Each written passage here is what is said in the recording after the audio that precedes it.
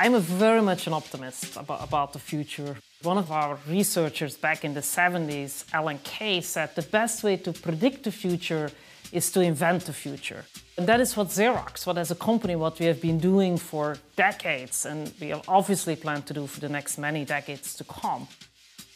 But in the future, you can easily imagine a mom or dad looking at, with a very low-cost mobile device, being able to self-diagnose yourself or your children. We are able to potentially detect cancer or diabetes by small temperature difference if you use 2D thermal cameras. Today, there is a capability to print artificial hands, but in order to give it function, in order for the fingers to move, you have to put all the wires on top. And so in the future, you can envision embedding the electronics within a hand as it is being printed and truly have a fully functional new hand that also looks good.